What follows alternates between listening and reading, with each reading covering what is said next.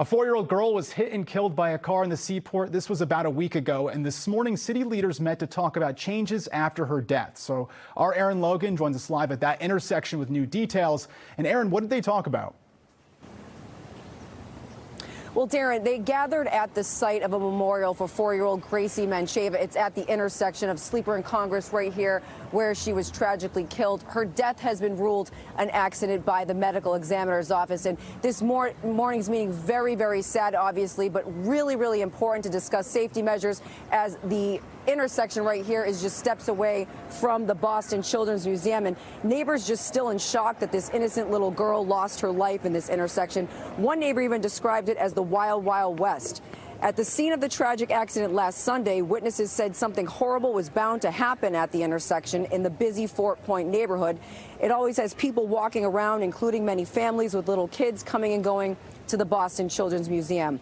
Now, when the museum got word of this tragedy, the president said at the time they're aware of the issues with the intersection and there were plans already in the works to permanently address the issue. Since Monday, the city has spent hours with engineers trying to see what can be done immediately. They're looking at a bunch of options, including signage on Sleeper Street, warning drivers to slow down and yield to pedestrians, and additional speed bumps. Neighbors say drivers have no regard for pedestrians in this area, often speeding and blowing through yellow lights. Councilman Ed Flynn assured them he is taking action on this, as well as Boston's chief of streets, who says automated camera use has in fact made a difference in other states.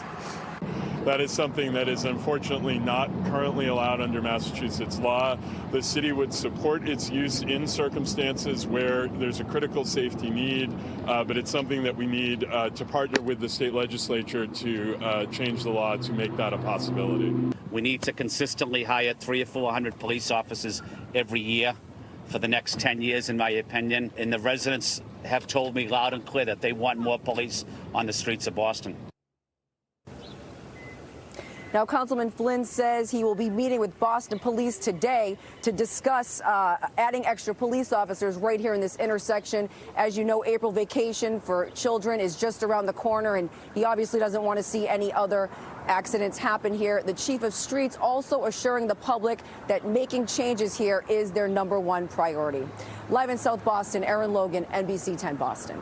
All right, Aaron, thank you. So unfortunately, last week's tragic accident is not something that's really uncommon. A new report from Walk, Massachusetts shows 1 in every 5 deadly crashes in our state involves a pedestrian. That's 20%, of course. So according to the study, adults 65 and older make up nearly 32% of victims, while representing only 18% of the state's population.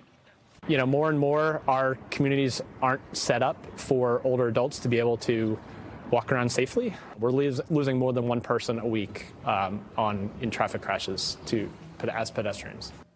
And the study by Walk, Massachusetts shows more than 75% of crashes happen on streets controlled by a city or town, and nearly 70% of them happen when it's dark outside. But one thing many of these incidents have in common is speed.